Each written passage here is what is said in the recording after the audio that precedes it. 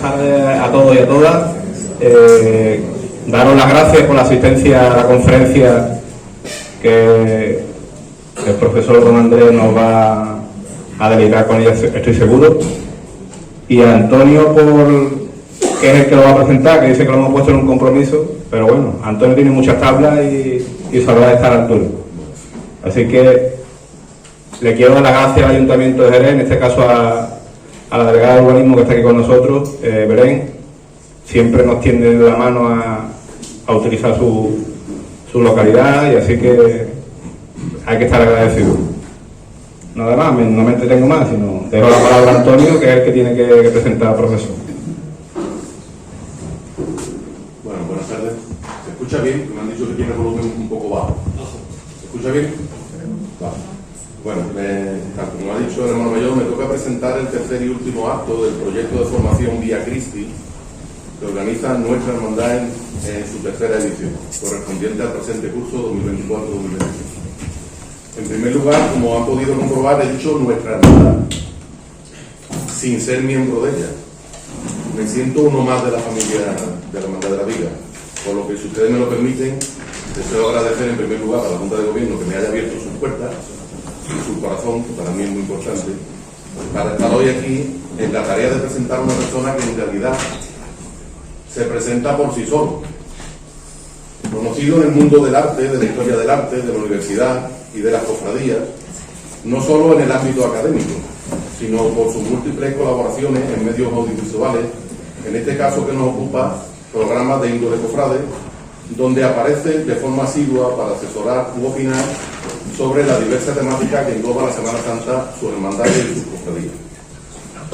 Convencer a don Andrés para que viniese aquí hoy es tan fácil como proponerle cualquier cosa que sea hablar de la pasión que él tiene por la historia del arte.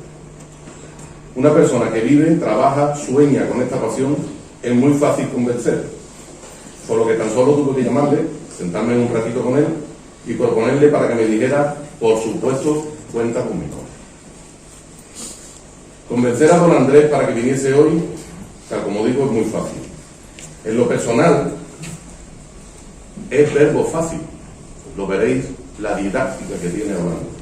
Sobre todo, algo difícil de encontrar en nuestros días, sin dejarse llevar por el consabido relato, porque siempre se ha hecho así, o por lo contrario, es decir, porque ahora es lo que se lleva. Ni siquiera porque todo sea políticamente correcto. Cuando opina de algún tema, lo hace con rigor, con conocimiento, atestiguando siempre sus palabras con hechos documentados, que es lo que da veracidad a la opinión vertida. Una de las cosas que llama la atención sobremanera cuando conoces a don Andrés es su cercanía en el trato, la amabilidad en la forma, lo visceral de sus opiniones, queriendo decir lo que dice sin medias tintas, no aceptando imposiciones por la moda de una, de otra o de las hermandades. Por poner un ejemplo, la manida frase de «porque esto es lo que demanda el público», para él las hermandades deben ser una catequesis pública y no reducirlo a un mero espectáculo de movimiento. Según sus propias palabras, un espectáculo en sí mismo es contemplar el paso del Señor de gran poder y no hace falta que se mueva. No teme a la crítica por considerarse un clásico, pero no por antiguo, sino porque se siente seguro de lo que dice. Lo demuestra por los hechos. Por tanto, puede hacer gala de sus conocimientos estando estos sólidamente fundamentados. Afirmaciones suyas como los excesos de la Semana Santa, los excesos en la Semana Santa, hay pasos que se mueven a son de coreografías, o la estética de algunos pasos no dejan ver lo realmente importante, que es el sagrado titular, le han llevado a críticas muy duras de los que defienden que hay que ir con los tiempos, cuando se refieren a los movimientos de los pasos, o a los que defienden que la pluma de un romano tiene que tener una altura estética que además tapa la cara del Señor. Una vez confrontan con don Andrés, les cuesta mucho seguir en las afirmaciones, pues en realidad no tienen argumentos suficientes para ello, sino solo el mero gusto para una cosa o para la otra, que además, dicho sea de paso, él acepta, porque en los gustos no hay nada escrito, pero sí en lo histórico o lo artístico. Pocas personas son capaces de poner el dedo en la llaga a través de todo aquello que se está perdiendo en la Semana Santa. La diferencia es que lo hace con la erudición y el conocimiento, y no solo desde la pasión, que como hemos dicho, le sobra. Gracias a don Andrés se abrió una corriente crítica con los criterios estéticos predominantes en Sevilla, que también son los que se exportan finalmente al resto de España. En su opinión, tras la Guerra Civil Española se inicia la decadencia que adquiere su máxima expresión en los años 50 y 60. En lo académico te sorprende su currículum, no ya por extenso, que lo es, sino por lo variado que se presenta. A modo de anécdota, uno de los días que quedé con él para esta presentación, para ponerlo en antecedente de lo que la hermandad me había pedido que era el tema de hoy, le dije: Andrés, necesito un guión, algo para seguir, para que esto no sea un simple derroche de títulos, de premios, colaboraciones, libros, publicaciones, etcétera, etcétera, y se forme algo tedioso, de forma que, bueno, fuera algo más ameno. Curiosamente me dice: Antonio, muy fácil, preséntame como catedrático de Historia del Arte de la Universidad de Sevilla. Así de fácil. Pero claro, tampoco es lo que yo quería que fuera algo más profundo, algo más de la faceta profesional con respecto a las hermandades y las cofradías, y me suelta como de lo más normal. Mira, pues puede decir también lo siguiente: la gran mayoría de mis publicaciones están dedicadas al arte contemporáneo y a la vanguardia, y hay dos ramas que trabajo especialmente, entre ellas la patrimonial y la asesoría. Claro, me quedé a cuadro, y yo qué sé lo que me estaba diciendo. Le digo: explícate, Andrés, por favor. Y me dice: pues mira, en lo meramente patrimonial he participado y participo en muchas comisiones de restauración y asesoría, tanto en escultura como en el bordado, no solo para Sevilla: Macarena, Estrella, Dulce Nombre, Baratillo, Siete Palabras, Cristo de Lugo, Veracruz; en Huelva, Judío, Esperanza, Tres Caídas, La Paz; el Viso del Arcor, la Puebla de Casalla; en Jerez, La Amargura, entre otros. Y en lo que se refiere a estética de las hermandades, asesoro a Dulce Nombre de Marchena, la Estrella de Sevilla y los Cercitas de Carmona. Sin darle la más mínima importancia, me describe que esto es así porque en realidad es lo que se trabaja en las hermandades. Si se trabajara otra cosa, no tiene mérito ninguno. Super. Una vez relatado lo anterior, quizás en su faceta más personal y referente a las hermandades que me he comentado, lo justo es presentarle a ustedes también al profesor, que creo que merece que tengan al menos un somero conocimiento de su lado profesional y académico, pues no sería justo ni para ustedes ni para él dejarlo solo en catedrático de Historia del Arte. Don Andrés Luque Terueles, doctor y catedrático en Historia del Arte de la Universidad de Sevilla, miembro de la Comisión Asesora del Aula de la Experiencia de la Universidad de Sevilla, académico en la Real Academia de Ciencias, Artes y Letras San Dionisio de aquí de Jerez, Premio Nacional de Ensayo de la Caja de Ahorros San Fernando, Real Academia de las Buenas Letras de Sevilla, beca de colaboración del Ministerio de Educación, Cultura y Deporte de Madrid, premio al mejor expediente universitario de la Real Maestranza de Caballería de Sevilla, premio al mejor expediente universitario del Excelentísimo Ayuntamiento de Sevilla, mención especial de los premios fin de carrera del Ministerio de Educación, Cultura y Deporte, premio nacional de Historia de la Real Maestranza de Caballería de Ronda, premio extraordinario de investigación itálica, primer premio de investigación José Gestoso, Sevilla, beca para la formación del profesorado universitario y personal investigador en el Ministerio de Educación, Cultura y Deporte, reconocimiento sobresaliente en la actividad docente de la asignatura Historia del Arte Español Antiguo, del Arte Islámico, del Arte Español Moderno y en la totalidad docente de la Universidad de Sevilla. Ha escrito, hasta esta fecha que yo sepa, si no ha escrito alguno más, un total de 27 libros, entre ellos el ensayo sobre la metafísica de las formas puras de la cerámica del Chan y el Zen.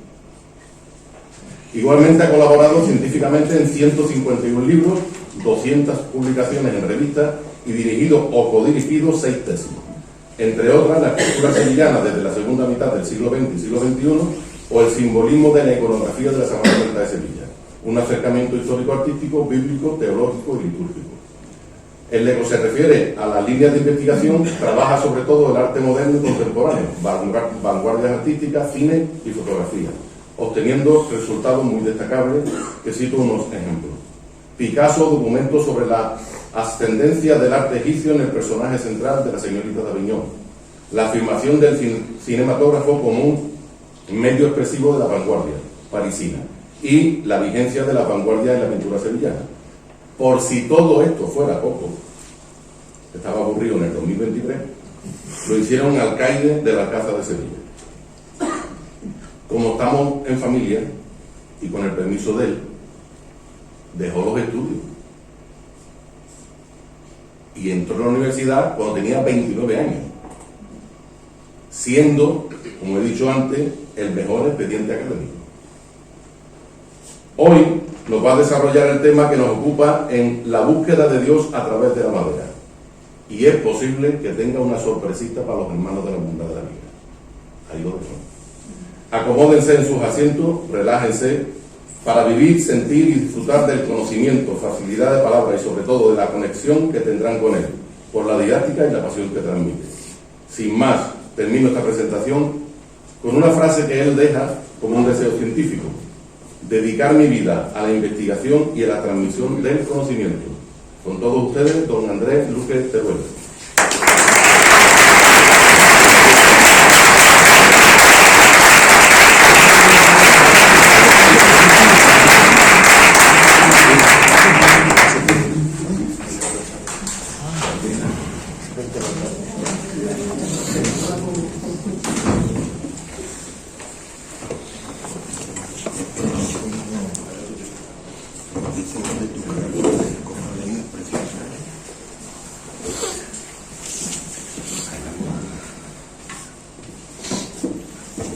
Señora delegada del Ayuntamiento, hermano mayor, hermanos de La Viga, egresados, bueno, es un placer, como siempre, venir a esta bellísima ciudad.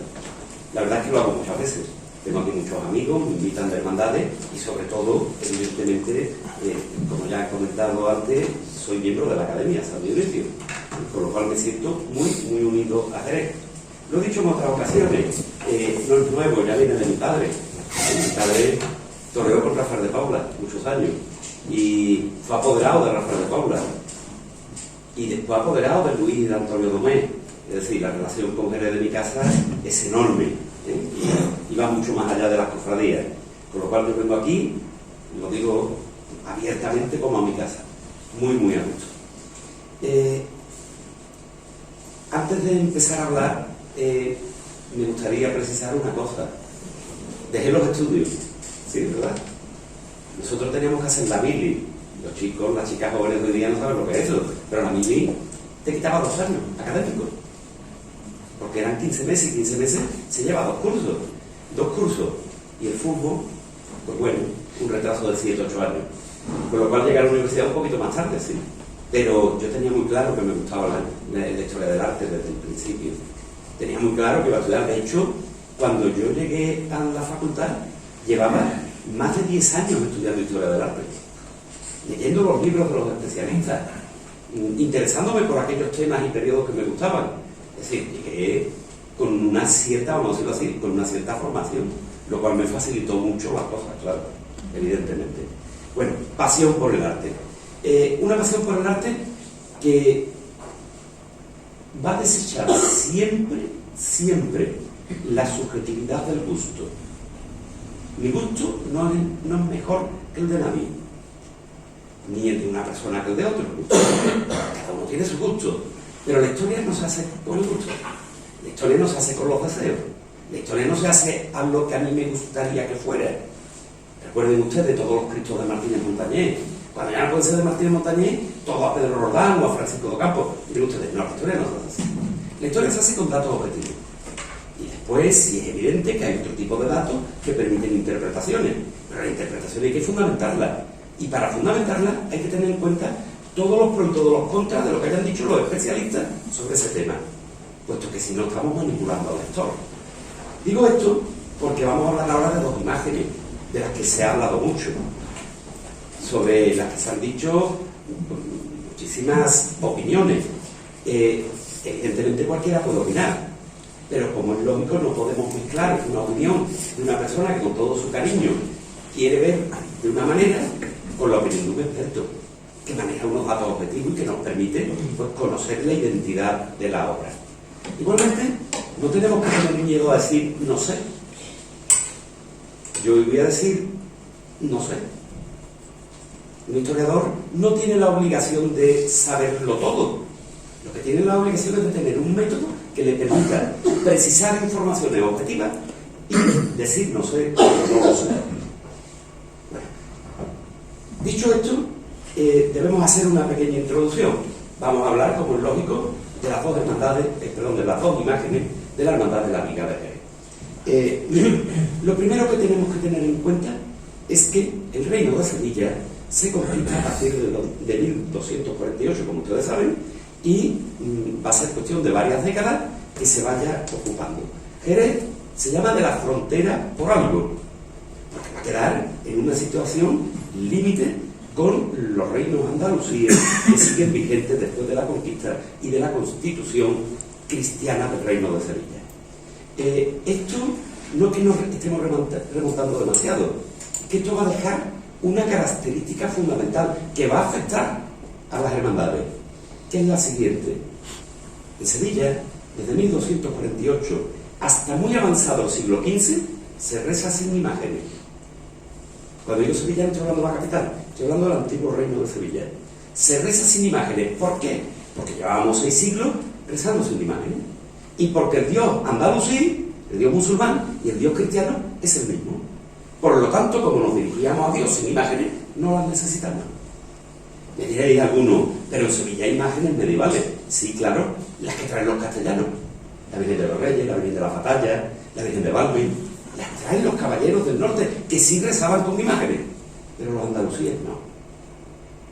No será hasta la entrada del humanismo cuando sea necesario tener una imagen delante, puesto que con el cambio de mentalidad tenemos que rezar ante una representación física de aquello en lo que creemos. Si se fijan ustedes, todas las imágenes medievales que yo he nombrado de Sevilla, insisto, cuando hablo de Sevilla estoy hablando de toda la parte sur de Badajoz, estoy hablando de todo Huelva, estoy hablando de toda la provincia de Cádiz, menos Cádiz, que es otra cosa que sí que no tiene que ver con el Reino de Sevilla. Estoy hablando de la actual provincia de Málaga hasta Antequera y Ronda, que también eran del Reino de Sevilla, es decir, de una amplísima extensión de terreno. Todas esas imágenes son francesas o hechas por artistas castellanos muy influenciados por maestros franceses. Aquí no va a haber escultores hasta Pedro Millán a finales del siglo XV. Es que no hay escultores figurativos, no hay imágenes. Me diréis, pero hay hermandades sacramentales. Claro, le dan culto al cuerpo de Cristo, la Sagrada Forma, no es una imagen. ¿Le dan culto a algunas hermandades de gloria? Sí, pero Silvia Pérez ha sacado 300 hermandades de gloria, todas están extinguidas y no tenemos noticias de que tuvieran imágenes. Es decir, no tenemos imágenes. Si lo comparamos con Granada, Granada se conquista en 1492, pero como el humanismo no llega a Sevilla hasta la misma fecha, resulta que la realidad del Reino de Sevilla y del Reino de Granada es la misma. Rezamos sin imágenes y cuando las necesitamos no tenemos escultores figurativos. ¿Qué va a pasar? Creo que esto es sumamente importante para ver ahora la autoría que vamos a analizar del crucificado de la Viga de Jerez. ¿Qué va a pasar? Pues miren ustedes, por favor, el primer escultor figurativo documentado trabajando en Sevilla de un modo amplio se llamó Lorenzo Mercadante de Bretaña, francés. Estamos hablando de finales del siglo XV. Y con él aparece un escultor, probablemente sevillano, Pedro Millán, del que sabemos muy poco, pero del que hay una buena publicación de Florentino Pérez en Vigo. Una publicación antigua que nadie ha actualizado, pero que nos da las bases de la creatividad de este señor. Creo que es muy importante para lo que vamos a analizar aquí. Después de esto, empezamos el siglo XVI y miren ustedes quiénes son los escultores. Insisto que cuando hablo de Sevilla, estoy hablando de Jerez. Estoy hablando que la Catedral de Jerez es la que está en la Avenida de la Constitución de lo que hoy es Sevilla. Esa catedral es vuestra también. Y de la gente de Marchena y de la de Carmona y de la de Osuna. Es la Catedral del Reino. No es que ustedes seáis de Sevilla, no, es al revés. Es que la catedral es vuestra también. Por eso hay una colegial. Había una colegial en su momento. Una colegial en las plazas importantes. Pues bien, los escultores que empiezan a trabajar en todo ese Reino de Sevilla se llaman, principio del XVI, Domenico Fancelli, el de Settignano, Pace Gassini, el de Bisone, Anton Maria Aprile, el de Carona, Pietro Torriano, de San Angelo. Son todos italianos. No hay nadie de aquí, ningún taller de aquí. Llegamos al segundo tercio del siglo XVI. Estamos manejando los márgenes cronológicos del crucificado de la Viga. Segundo tercio del siglo XVI, y nos encontramos con que los escultores son Juan de Girarte, Roque de Valduque, Pedro Heredia, una serie de escultores, todos de origen flamenco, o escultores hispano-flamencos. Seguimos sin tener escultores aquí. Será un castellano, Isidro de Villordo, que en 1557 venga a hacer un retablo a la Cartuja de Sevilla, y en ese retablo de la Cartuja, un retablo, en vez de con pintura, como pasaba en Santa Ana y en otras iglesias en Sevilla anteriores, lo va a hacer con escultura. Isidro Villordo fallece, y al fallecer tiene que venir su fiador, esto es por ley, a acabar el retablo. Ese fiador es Juan Bautista Vázquez el Viejo. Esto va a ser crucial para todo el reino, porque se da cuenta del mercado que hay aquí, rompe su acuerdo con Alonso Berrudete en Toledo, y se viene y monta un taller, y se trae con él a Juan el Doviedo, el Viejo, tío directo de Juan Martínez, el montañés. Se trae a Juan Doviedo, el joven, a Gaspar del Águila, a Miguel Adán, a Jerónimo Hernández, a Gaspar Núñez Delgado, y al hilo de él viene Diego de Velasco, el joven. Todos castellanos. Esa es la base de las escuelas escultóricas andaluzas. Nuestra base es castellana, nos guste o no nos guste. Es un dato objetivo. Con ellos se forma Juan Martínez Montañés, con ellos se forma Alonso de Mena en Granada. De ellos derivan todos los escultores del 17. Nuestras escuelas son del 17. Luego, cuando tenemos imágenes más antiguas, como el crucificado de la Viga, no podemos mirar nuestra escuela, porque no existía en la antigüedad que se le atribuye a este Cristo. ¿Y qué antigüedad encontramos? Bueno, pues en las fuentes, voy a incluir a todas, no solo a los expertos, se habla desde finales del siglo XV hasta el primer tercio del siglo XVI. Eso es lo que leemos, más o menos, casi todas las fuentes.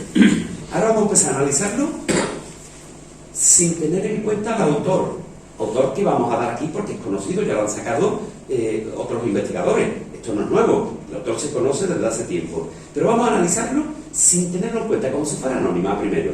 Después llegaremos al autor. Eso por una parte. Por la otra, tenemos a la Virgen del Socorro. Es una imagen bellísima, ¿eh? Muy bella, muy bella, muy bella. Se han dicho muchas cosas también, pero muchas son, vamos a decirlo así, de aficionados con mucho sentimiento. Hay que valorar los datos objetivos. Y los datos objetivos nos van a dar poca información. Igual que el crucificado nos da mucha, la Virgen nos da muy poca. Por eso dije antes que cuando tenga que decir no sé, tendré que decir no sé, porque es lo más científico. Apostar por algo y equivocarte, un callejón sin salida. Dejar abierto con pros y con contras, a lo mejor el día de mañana sirve para encontrar un camino que pueda aportar más información. Lo vamos a ver todo tranquilamente, pero primero nos vamos a acercar a este crucificado de la Viga.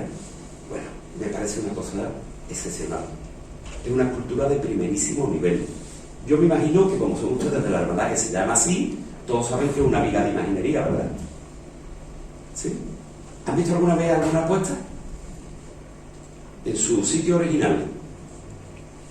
Es que el documento, ya lo veremos después cuando hablemos del autor, el documento de aquí de Jerez tiene una cosa, vamos a decirlo así, extraña. Puesto que habla de una reja y de la viga.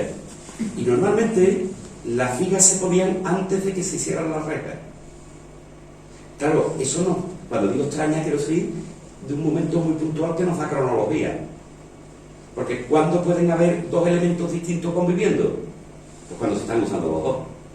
Si lo más antiguo es la viga y las rejas van a sustituir a las vigas, pues será en el momento de inicio de la reja cuando sea posible una viga encima de una reja. ¿Entienden lo que quiero decir? Y eso nos da unos años. No nos hace falta porque hay un contrato. Sabemos el año exacto de la ejecución del crucificado. Ahora vamos a hablar de ello. Ahora vamos. En Sevilla tenemos una viga maravillosa que no está en su sitio, que está puesta en la catedral sobre el retablo mayor. Si ustedes ven el retablo mayor, el apostolado que hay arriba, con el Cristo del Millón, eso era la viga de imaginería que iba entre pilares, marcando el inicio del presbiterio, no arriba. Cuando hacen la reja, quitan la viga y la suben arriba. Por eso las pinturas que van por detrás de Alejo Fernández, ahora hablaremos de estos nombres porque también tenemos un cierto desconocimiento con los autores, pero una cierta familiaridad con los nombres, ahora lo veremos, como Alejo Fernández, que es hermano de Jorge Fernández, el alemán, hace las pinturas de la parte trasera de la viga. Lógicamente, cuando va arriba ya no se van a ver, se retiran y se conservan hoy abajo en una sacristía. Bueno, con esto quiero decir que vigas no quedan en su sitio casi ninguna. Y las que hay es porque se han repuesto prácticamente en el siglo XXI. Sevilla y hoy día, en la catedral, en una capilla lateral, se ha puesto una viga mucho más pequeñita, sin escultura, solo de pintura, que no sabemos de dónde era, pero que se ha conservado y se ha puesto en esa capilla para que se vea cómo era. Bueno, esto quiere decir que las vigas están desmontadas y que los elementos están en distintas partes. Y por eso este crucificado es el crucificado de la viga, porque procede de un modelo de eso, aunque hoy día sea una imagen exenta y una imagen para una hermandad y salir en procesión. Como es lógico, no se hizo para ello. Imágenes de esta fecha no se han hecho para salir en procesión. Además, sabemos cómo eran los pasos primitivos. Hay descripciones en los libros de mayordomía y hay unas plumillas de la Hermandad del Silencio de Sevilla que nos indican cómo eran los pasos primitivos de principios del 17, y eran prácticamente como nuestras andas, sin peanas, sin respiradero. Después la misma hermandad, porque la Hermandad del Silencio es la única de Sevilla que tiene imágenes de los pasos antiguos, en el siglo XVII. No se conserva nada. Los pintores barrocos, cuando yo Sevilla hablo de todo, del Antiguo Reino, los pintores barrocos no pintan a las cofradías, con lo cual no tenemos esos elementos gráficos que nos aportarían, yo no le he dado nada, que nos aportarían muchísima información. Pues bien, el Silencio, que sí tiene las plumillas de principio del siglo y sí tiene una pintura que pueden ser de finales del siglo XVII, ahí ya hay dos pasos como los de ahora, dos pasos impresionantes, con menos parales, pero pero ya pasó como los actuales. Esto nos marca que la evolución en procesión, lógicamente, al paso de ahora, es del siglo XVII. El crucificado de la viga no sabemos cómo saldría. Sabemos que salió antiguamente, que las procesiones no son solo modernas. Lo que no sabemos es cómo eran. Con exactitud, no. Aquí tenemos ya la imagen. Vamos a empezar a analizarla. Miren, los que la situaron en el siglo XV lo hacen porque encuentran una imagen, digamos, tardogótica, con un realismo muy acentuado y con un gran interés por la rigidez del cuerpo de Cristo muerto en la cruz. Esa rigidez propia del siglo XV, porque en aquella época los escultores, ya hemos dicho que eran europeos, que aquí no había, los escultores trabajaban con cadáveres, representaban a muertos. Y hombre, si la imagen es de Cristo muerto y coge un muerto, es idóneo. El problema viene cuando representa a Cristo vivo en la cruz y está estudiando un muerto. Pero no es el caso. ¿Por qué viene el problema? Porque tienes que revivirlo. Y eso ya es una licencia artística. Eso genera que los Cristos vivos estén en demasiada tensión, sean demasiado rígidos pese al realismo extremo que representan. Luego aquí tenemos digamos, un vínculo a un movimiento artístico determinado. Tenemos también una torsión del cuerpo que ya no es la típica encisar propia del gótico y que indica un conocimiento más avanzado. Tengan en cuenta que si la imagen en vez de ser de finales del XV es del primer tercio del XVI, están trabajando en el reino los italianos que he nombrado antes. Y uno de ellos, Torriano de San Antonio, es ni más ni menos que el que le pegó el puñetazo a Miguel Ángel y le rompió la nariz. No sé si conocen ustedes a ese escultor, pero un escultor excelente, pero las influencias de estos artistas tuvo que ser muy grandes, tanto como para que los tardogoticistas evolucionaran incorporando matices y conceptos propios de ser otro arte italiano. ¿Cómo se vería además en este Cristo? Pues miren, ¿qué tiene del gótico? Fíjense los pies forzados, puesto que están, insisto, crucificando cadáveres, y para que ajusten los pies, uno de los dos tiene que perder su posición natural, por fuerza. Está forzado. Eso lo tienen, por ejemplo, en arcos en las dos Vázquez. En Sevilla es de la Veracruz. Los góticos, todos los góticos más antiguos, el de San Pedro de Carmona, el de San Isidoro de Sevilla, el de la Hermandad de la Candelaria, que estaba depositado en el Museo de Bellas Artes, todos muy forzados. Igualmente, fíjense los brazos en paralelo a la cruz. Esto es otro elemento propio de finales del XV. ¿Por qué? Muy sencillo. Un cuerpo vivo se resiste a morir. Tengan en cuenta que la condena no es a muerte, la condena es a cruz, y que además se muere. No es lo mismo. La condena a muerte te matan, punto, se acabó. Una condena a cruz son muchas horas de sufrimiento, que acaban en la muerte, pero primero llevándote el sufrimiento. En esa condena a cruz, lo que pasa por el efecto de la gravedad es que las costillas se clavan en los pulmones. Y al clavarse, produce encharcamiento de los pulmones y hemorragias interiores, lo cual impide a Cristo respirar. Cristo no, a cualquier crucificado le impide respirar. Claro, ¿qué hacen los crucificados? Tirar para arriba. Por eso los artistas siempre lo ponen tomando impulso hacia arriba. No una licencia artística, es el modo de respirar. Bueno, llega un momento en que ya no pueden, porque el esfuerzo es tan tremendo que se vienen abajo. Por eso le ponen el sedile y por eso le ponen el supedáneo. Todos conocen el supedáneo. El supedáneo es una cuña en los pies.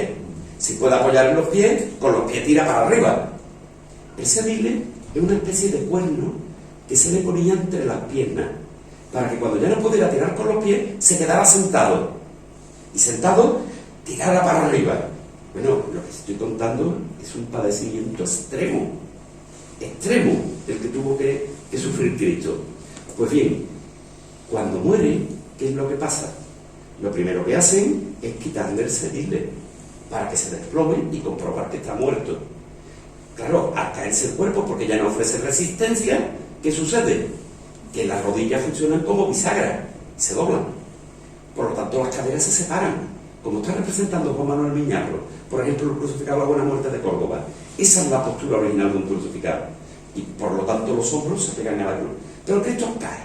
Si esto lo corregimos estéticamente, para representar la idea de Dios y no la del hombre, por ejemplo, Juan de Mesa en el crucificado de La Buena Muerte de la Hermandad de los Estudiantes de Sevilla, ¿cómo quedaría la imagen? Descolgado, puesto que el peso del cuerpo ha tirado para abajo y Cristo ha caído. Pues bien, doctor Delgado Roy, pidió permiso a la ciencia, a las autoridades, para hacer un experimento científico. Esto está publicado en un libro, el libro está reeditado, se puede comprar, son datos objetivos, y crucificó un cadáver. No lo clavó, ¿eh? Lo amarró, la herida es pintada en la fotografía, no hay destrozo con el cadáver, pero un cadáver de la ciencia, que entrega a la ciencia para estudio, lo amarran a la cruz, y cuando lo amarran recién fallecido, se desploma, ¡plá!, como el Cristo de los Estudiantes. Van pasando las horas y él va haciendo foto.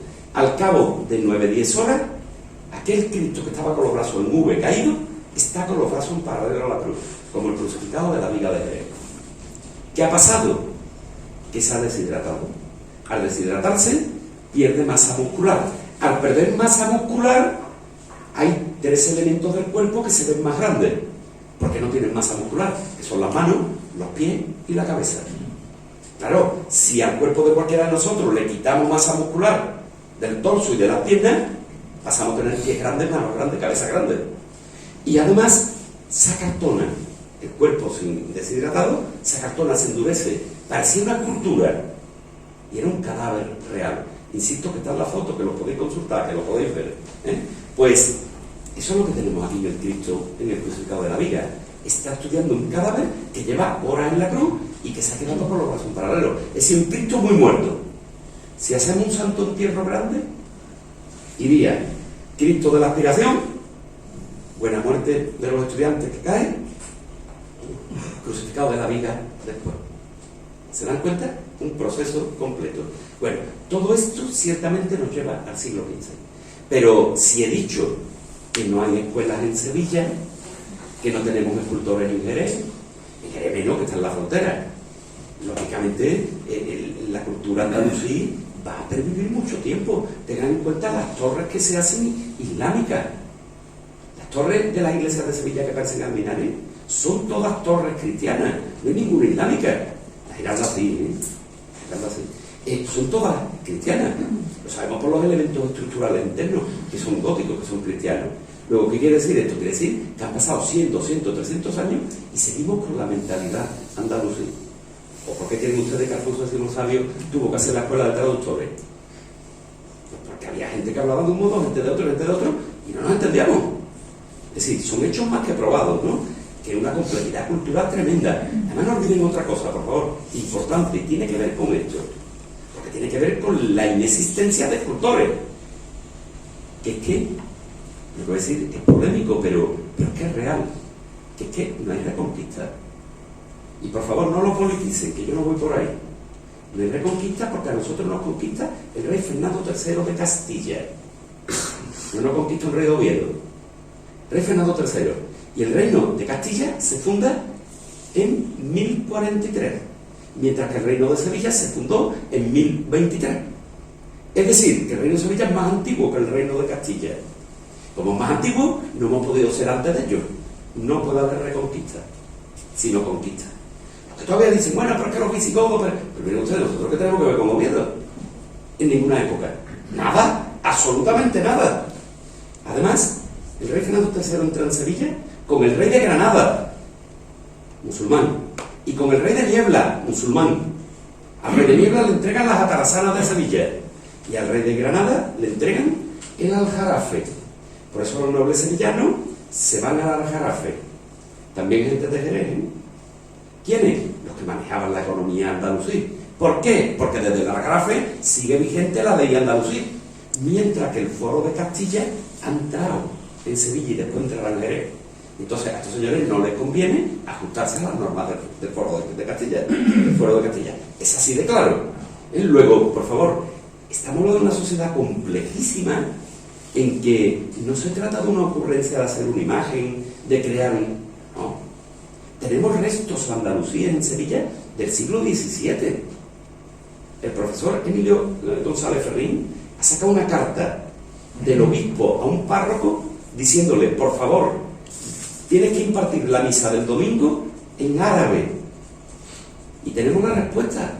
El párroco le dice, lo ha publicado Emilio González Ferrín en un libro este año, ha publicado los textos originales, y el párroco le dice, ni hablar, la doy como los demás, en latín. Y le contesta al obispo, entonces no se va a enterar nadie en tu parroquia. Lo que quiere decir que hay un barrio entero andalusí todavía en el siglo XVII. Y hay en los conventos, también en Jerez, cuando se han vendido los huertos de los conventos femeninos, han aparecido, están ahí la memoria de excavaciones arqueológicas, firmadas por los arqueólogos, han aparecido hombres y mujeres enterrados en mortajas y mirando al sur. Son enterramientos andalusíes y son de los siglos XVII y XVIII. Miren ustedes, obligaron a la conversión, se convirtieron de cara al público, pero no se convirtieron. Y además, esto es extraordinario, las monjitas los enterraron todos femeninos, los conventos, los enterraron conforme a sus creencias, saltándose a los dominicos y a la Inquisición. Podrían haber dicho, no, hay que salvar su alma al modo cristiano. No, según sus creencias, lo cual demuestra un respeto enorme de esas comunidades de religiosas del sur de España. Bueno, pues en ese ambiente tan complejo, evidentemente, si no tenemos escuelas escultóricas, no podemos mantener las cronologías habituales para Castilla, para el norte de España o para el resto de Europa. Aquí van llegando, van dejando aportaciones y hasta que no se forme una escuela permanente a partir de Vázquez el Viejo, lo que tenemos son iniciativas sueltas, que van y que vienen y de las que poco sabemos. Más características del Cristo. Tiene un sudario singular. Los sudarios dan mucha información, pero sabemos que está reformado en 1810. Y eso ya, a ver, un texto reformado es siempre un texto modificado. Y por lo tanto yo no tengo por qué saber lo que es original y lo que no. Y lo que no es original está cambiando la lectura del original, indudablemente. Luego, no puedo sacar un juicio del sudario completo, pero sí de una parte del mismo, de la que identificamos como original de la escultura. Un sudario que se ajusta en dos paños cruzados entre las piernas, que es el sistema que va a seguir en Toledo Alonso Berruguete, y que es el sistema que va a introducir en Sevilla Vázquez el Viejo, porque estaba trabajando con Berruguete en el coro de la Catedral de Toledo. pero antes de que llegue a Sevilla con Vázquez el Viejo, ya está en Jerez, con el autor de este crucificado. Vamos a ver ahora quién es y vamos a ver sus relaciones. Nos vamos acercando. Miren, este es un crucificado de Pedro Millán, que está en el Pedroso, crucificado del Buen Fin. Y fíjense por qué vamos a ir comparando, porque miren la caja torácica, miren el hueco que tiene aquí debajo. Está hecho con una hachuela, un golpe duro, violento. No le ha salido a la primera, le ha dado 2 o 3 golpes, porque hay 2 o 3 huellas distintas, para dejar un hueco tremendo. Miren, un golpe parecido, lo veremos más de cerca después, en el Cristo, aquí. Muy parecido. Fíjense también en la posición de los brazos, la verticalidad. El modo de forzar el pie, aunque en este caso no es el izquierdo, sino el derecho. A ver, el autor del crucificado de la Viga de Jerez, indudablemente, conoce a Pedro Millán, está en contacto con Pedro Millán, o, si no tuviésemos documentación, podría ser el mismo Pedro Millán. Lo que pasa es que tenemos documentación, ahora lo vamos a ver, y ahora vamos a ver quién puede ser ese autor. Pero lo que sí está claro es que está muy próximo, muy próximo. El sudario varía, no tiene nada que ver. Ahí sí hay una nota discrepante. Por favor, es muy importante. Cuando analicemos imágenes o temas históricos, no nos podemos quedar solo con lo que nos gusta. Lo que no nos gusta le tenemos que dar más importancia. Quiero decir, todo aquello que contradice las informaciones que llevamos se convierte en sumamente importante, puesto que tenemos que darle respuesta, siempre. No podemos decir, esto no vale porque no vale. No, eso no pasa un historiador, nunca. O podemos argumentar, o tenemos que decir, aquí estamos en un callejón sin salida. Y de momento, de los sudarios no podemos decir nada. Sin embargo, miren este, convento de Madre de Dios de Sevilla. Mismo modo de forzar los pies, mismo modo de subir el cuerpo completamente deshidratado, mismo tipo de corona de espinas, mismo giro del cuello, mismo vuelo curvo del pelo para atrás. Sin lugar a duda, ahora sí lo podemos afirmar. El autor del crucificado de la Viga de Jerez es un artista del círculo de Pedro Millán o el mismo Pedro Millán. Insisto, que no es Pedro Millán porque tenemos documentos y sabemos quién es. Pero estamos hablando de cuando no se sabía. Estamos hablando de un razonamiento lógico, ¿vale? Para llegar después a conclusiones. Y ahora sí, miren el sudario. Es verdad que no descubre la cadera derecha. Ahí podría estar una de la clave de la reforma de 1810, pero si se ajusta de un modo envolvente por delante de las piernas del Cristo, situando los 2 puños por delante, exactamente igual que el de aquí de la Viga. Vamos, exactamente. A ver, por favor, estos son escultores muy buenos, de primerísimo nivel. Cuando decimos exactamente, queremos decir de un modo análogo, compatible, no que sean 2 calcos, ni mucho menos. Son artistas muy creativos. A ver, por ejemplo, Juan de Mesa o Martínez Montañés tienen unos conceptos muy definidos, muy claros, pero todas sus esculturas son distintas, aunque respondan al mismo concepto. Son artistas muy buenos. O Ignacio López, son artistas que pueden variar, pero sí hay rasgos morfológicos comunes. Y miren, yo aquí quisiera comentar una cuestión que me parece sumamente importante. En los ámbitos cofrades se emplean los términos morfología, estilo, pero no se precisan, y no es lo mismo. No es lo mismo un análisis morfológico que un análisis formal, un análisis estilístico. ¿Qué es lo que se analiza en cada uno? En el formal, voy a empezar por este, la distribución de los volúmenes, la composición. La composición aporta clave. Ya hemos dicho aquí lo de la deshidratación, los brazos paralelos a la cruz, el pie forzado. Eso es lo formal. Pero ahí no hemos hablado de estilo. Eso se pasa en gótico, en renacentista, en barroco. Eso no tiene que ver con el estilo. Esas son las formas. ¿Qué es la morfología? La morfología es el modo de ejecutarlo. Como el escultor, todos los escultores tienen unos rasgos propios personales. Han aprendido a hacerlo de una manera y utilizan, vamos a decirlo así de un modo coloquial, sus trucos de representación. Cuando los identificamos, tenemos la autoría de un escultor, claramente. Y después viene el estilo. El estilo es el último nivel. Sin morfología, es decir, sin ejecución y sin una definición formal, no podemos tener estilo ninguno. Pongo un ejemplo muy fácil. Yo me puedo poner la camisa por dentro o por fuera. arrochada o desarrollada, de un modo más formal o de un modo más, vamos a decir como en mi época, más hippie. Pero si no tengo camisa, no me la puedo poner de ningún modo. Luego, primero hay que hacerla, primero tiene que estar hecha de una manera determinada y después ya veremos el estilo con el que yo la proyecto. Bueno, pues si nos traemos todo esto aquí, las formas las tenemos muy claras en la escuela que estamos. Ahora bien, la morfología presenta detalles como ese del hacha que he dicho y del golpe aquí en la caja torácica. Ya veremos cómo, bueno, aquí, pero ya les digo que cuando venga Juan Bautista Vázquez Viejo e inaugure otra escuela, él va a resolver la caja torácica en forma de horquilla, formando por la primera costilla dos horquillas. No tiene nada que ver con este hundimiento. Este hundimiento lo que está representando es la deformación que se produce de clavarse la costilla en el pecho. Es un rasgo tanatológico propio de la condena a cruz. Esto es muy propio del gótico. Bueno, pues ese rasgo morfológico es puro Pedro Millán, pero está hecho de otro modo. Es como si yo aprendo con cualquiera de los señores que están aquí, son mis maestros, me enseñan a pintar tal cosa en perspectiva, yo lo pinto como ellos, pero ya tengo mi truco, ya incorporo el mío. Sí, hay un pequeño matiz diferenciador. Miren este otro, descubierto hace nada, hace unos años, estaba abandonado. Lo han restaurado, la restauración es un poquito discutible, porque la pintura puede tener muchas aportaciones modernas, demasiadas, pero bueno, los propietarios quisieron, en una iglesia de un barrio muy deprimido de Sevilla, quisieron recuperarlo y ponerlo al culto. Claro, al culto sin policromía y con la madera vista y tal, pues no se puede poner, ¿no? Pero tenemos lo mismo, lo único que está menos muerto. Es decir, lleva menos horas muerto, por lo tanto los brazos no están en paralelo.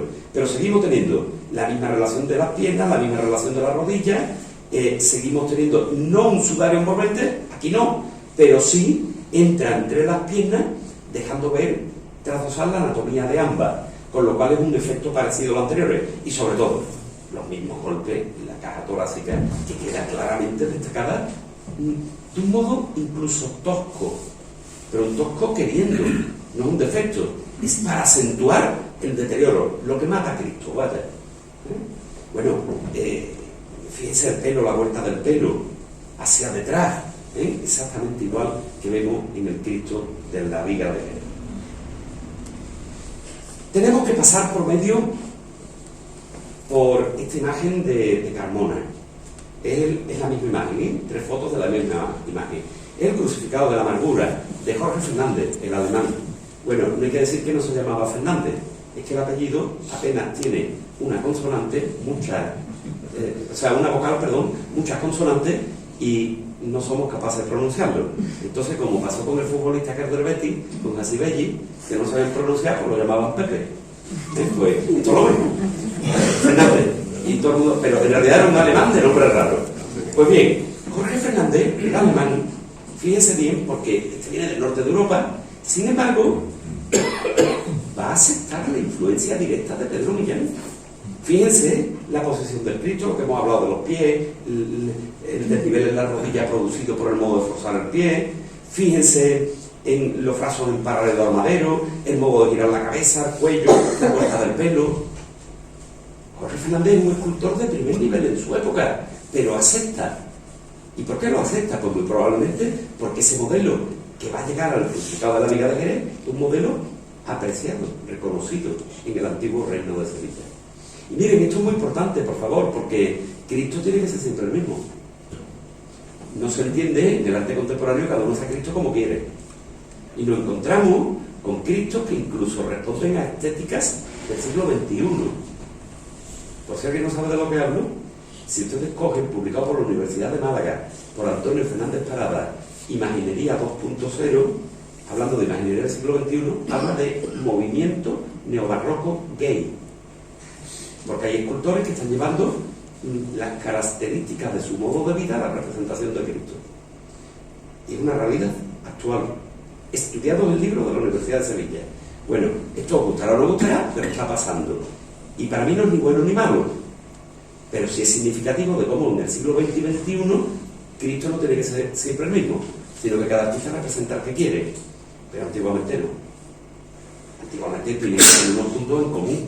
Ustedes cogen los Cristos del siglo XVII en Sevilla, en Jerez, en Córdoba, en toda Andalucía, y aunque sean de artistas muy distintos y con posibilidades muy distintas, imágenes tan distintas como puedan ser, por ejemplo, hablo de las cabezas, la cabeza del Jesús Nazareno del Silencio y la cabeza de Jesús del Gran Poder, dos completamente distintas, sin embargo son compatibles con el mismo hombre. Quiero decir, que no hay uno gordito y otro delgado, no hay uno rubio y otro moreno, no hay, que hoy día sí. Luego, que Cristo tiene que ser siempre el mismo, significa que el modelo que se mantiene es el modelo que alcanza un nivel devocional. Luego, el crucificado de la Viga de Jerez responde a una incipiente tradición religiosa en el nuevo reino cristiano de Sevilla. Si hay aquí diferencia, esto es un sudario triangular, un sudario de influencia directa italiana, no tiene nada que ver con los anteriores. Claro, Jorge Fernández Alemán estaba en el 1521, es un poquito posterior. Veanlo aquí, fíjense el golpe en la caja torácica. ¿Se dan cuenta que todos estos Cristos que hemos visto hasta ahora, aunque el golpe esté hecho de un modo distinto, este es muy irregular, es casi abstracto? No sé cómo se verá. Bueno, se ve muy bien, ¿verdad? Aquí lo tienen ustedes, se ve el puntero, sí. ¿Lo ven aquí? Sí. Eso es una deformación clara. Jorge Fernández lo ha trabajado de un modo abstracto. Y ya vimos que en alguna imagen de Pellegrini estaba más detallado. Se veía más la costilla marcando, pero el concepto es el mismo. El deterioro está aquí, lo enfatizo, y es una parte central de la composición. Eso no lo va a tener ningún Cristo a partir de 1550. Los Cristos de Roque Barduque ya no tienen eso. Los demás que el Viejo ni os cuento, y ya Martínez Montañés otra historia. Ya va a Grecia, ya es otra la influencia. Luego, estamos en un momento muy determinado que nos va a permitir precisar varias cuestiones en torno al crucificado de la Viga. Miren también aquí, por favor, el pelo, cómo voltea hacia atrás. Aquí, como si estuviese peinado. Lo vamos a ver en el crucificado de la Viga también. Luego, esto nos complica un poquito, porque sin documentos, ¿dónde ponemos a nuestro crucificado? ¿Es de Pedro Millán? ¿Es anterior? ¿Es posterior? ¿Conoce ya a Jorge Fernández el Alemán? No tenemos respuesta, ¿verdad? Vámonos al Cristo. Obra documentada de Francisco de Heredia. Ahora veremos quién es Francisco de Heredia y quiénes dan el dato. Este dato no es mío. Esto es un gran investigador que lo publicó en el Laboratorio de Arte, revista científica de la Universidad de Sevilla, hace ya, pues yo diría que 20, 22 años. Un dato muy conocido. Ahora, ¿quién es Francisco de Heredia? Pues ya lo hemos visto. Vamos a analizar el Cristo y vamos a ver cómo es alguien que pudo ser discípulo de Pedro Millán o de Jorge Fernández. Esto no lo podemos precisar con total exactitud, pero que indudablemente viene de esa secuencia. Miren, por favor, lo volvemos a ver, lo analizamos al principio. El pie, como dijimos, forzado. La rodilla desnivelada respecto de la otra, aunque no tanto como en los Cristos góticos. La caja torácica muy señalada y el golpe aquí. Lo veremos después más de cerca, más claro. Los brazos paralelos, la vuelta a la cara y el pelo hacia atrás. Todos elementos formales coincidentes con lo que hemos visto hasta ahora. Es decir, es la consecuencia de una evolución. Permítanme, esta ha sido una opinión personal, pero creo que una opinión personal que se puede utilizar como, digamos, como conclusión, aunque sea parcial. Miren, este Cristo de Jerez, vamos a decirlo de un modo coloquial, es de primer nivel, de primera división, vaya. Y en ningún movimiento artístico las obras de primera división son las primeras. A ver, si hablamos del barroco, las meninas no pueden ser la primera, la que empieza el barroco, imposible. Es la obra de mayor complejidad, de mayor elaboración, y por lo tanto no puede ser la primera, nunca, sino la consecuencia de un proceso evolutivo profundo, amplio, muy rico en matices, y que además coincidan con que todo eso lo hereda un genio. ¿Se dan cuenta? Nunca lo primero. Ningún fenómeno cultural viene de la ocurrencia de una persona o de alguien, sino de un conjunto de aportaciones que coinciden en el tiempo y que se van desarrollando y que en su fase primericia no están definidos jamás. Pongo un ejemplo. El equipo de fútbol más antiguo de España, el Recreativo de Huelva, y ahora salen los del Sevilla y dicen que son ellos. pero tendrá que jugar con alguien, ¿no? Y da igual que sea el Sevilla que el Huelva, si ha aparecido una nota en prensa que es Sevilla, mañana puede aparecer otra que es el. ¿Por qué no? Porque tiene que haber una serie de equipos para que jueguen, ¿no? Si no, no es fútbol. ¿Por qué pasa? ¿Que juegan dos nada más? ¿Se dan cuenta? Pero ¿cuándo habrá máxima definición? Cuando se pongan todos de acuerdo y digan, vamos a un campeonato de España, que se va a llamar Copa del Rey, que es el primer campeonato de España. Entonces tendremos fútbol y competición. Antes jugaban partidos, pero no teníamos fútbol y competición. ¿Reclada? ¿Se dan cuenta, por favor? Todos los fenómenos son complejos. No puede un equipo inventar el fútbol. Es imposible. Pues esto es igual. Aquí tenemos una obra muy madura que es consecuencia de una evolución y del conocimiento de distintos artistas en al menos ya 2 generaciones. Pero es que esta está documentada en 1522. Esta obra, el Crucificado de la Viga de Jerez, es inmediatamente posterior, es solo 5 años después del de Carbona. Comparte, como hemos visto, elementos compositivos formales e incluso hay algunas analogías morfológicas, pero hay grandes diferencias también. Vamos a seguir viéndolo. Mire, Francisco de Heredia, primero vamos a situarlo. ¿Quién es este hombre? Este hombre es el retablo de la Hermandad de los Remedios, 1522. Y lo tenemos documentado solo 10 años, del 22 al 32. Aunque hay quien piensa que pudo estar 2 más, hasta el 34. No lo tenemos claro. Las claves eran unas esculturas. Hay conventos que todavía lo conservan, que iban en las claves de la bóveda. Cuando cruzan la bóveda, pues ponen una cabeza, ponen una escultura. En este caso, del convento de las 5 llagas de Alcalá de los Azules, en 1524. Hace un retablo para Juan Díaz en Cádiz, también en el 24. Un autómata para un reloj en Cádiz, 1525. Los autómatas eran, en el siglo XVI, uno de los regalos de mayor lujo que se podían hacer en España. Al emperador Carlos V, en su boda, le regalan los reyes europeos una colección de autómatas. Eran esculturas, lógicamente las malas las hacía un carpintero, las buenas las hacía un escultor. Esculturas que, dándole cuerda, se movían y emitían sonido. Esos autómatas se depositan en la boda del emperador en uno de los patios de la reina, que desde entonces se conoce por ese motivo como el patio de las muñecas, porque allí estaban esas muñecas, esos grandes autómatas. Bueno, pues lo cito porque no es una obra cualquiera, sino una obra importante. Hace también el retablo y la reja para la capilla de los Pérez de Gallegos de Jerez, en 1532. Y hace el Crucificado de la Viga de Jerez, al que también se le da la fecha de 1532, sobre la reja de la capilla anterior. Antes hemos dicho otra fecha, como han visto, bueno, porque hemos utilizado los datos que vemos en distintos artículos. Ya les digo que la fecha real es esta, en 1532, es la que se ha podido comprobar en el documento. Bueno, aquí lo tienen. He puesto esta vista lateral. ¿Cómo se ve? No se ve bien ahí. Aquí sí se ve bien en pantalla. Pero bueno, no importa porque no vamos a ver detalles. Yo lo que quiero ver es el giro del cuerpo. ¿Han visto ese impulso que coge y el escorzo que hace? Un escorzo que va en sentido contrario al vuelo del paño. Creo que esto es sumamente importante. ¿Por qué? Pues porque un Cristo muerto, crucificado muerto y acartonado, no se puede mover. ¿Qué quiere esto decir? A ver si aquí se ve mejor. No, es que pierden un poquito, en pantalla se ven muy bien. ¿Qué quiere esto decir? Quiere decir que el escultor ya ha dado un paso, un cambio de mentalidad. Estamos en el momento en que están llegando los hispanos flamencos aquí. ¿Verdad que os dije? El primer tercio los italianos, el segundo los hispanos flamencos. Y los hispanos flamencos de este segundo tercio del siglo XVI ya están estudiando el comportamiento de cuerpos vivos en la cruz, a diferencia de lo que se hacía a finales del XV. Claro, un cuerpo que cae, para que suba tiene que estar muy muerto. Si está muy muerto, no puede haber una reacción contraria. ¿Se dan cuenta del avance? Eso nos marca cronología. Por otra parte, aquí sí se ve muy bien el hundimiento de esta parte de la caja torácica, que es clarísimo en consecuencia con lo que venimos viendo. A ver cómo se ve esta. Hombre, esta se ve mejor.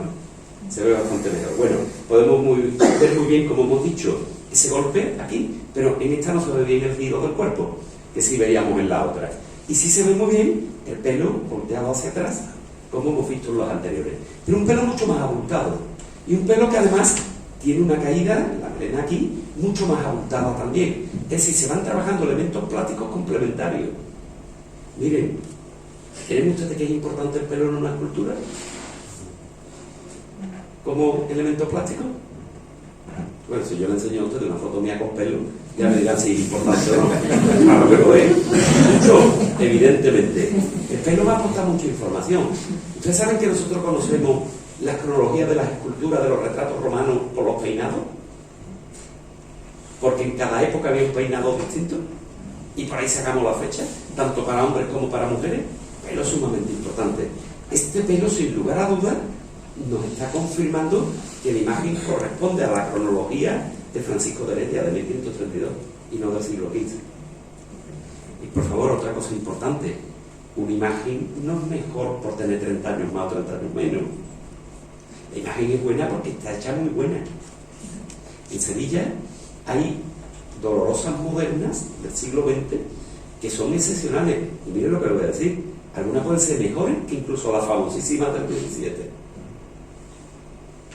Voy a citar 3. Tristeza de Veracruz, Concesión del Silencio. Penas, aunque esta no la conocen porque está retirada del culto, Penas de Santa Marta. La primitiva, la primera.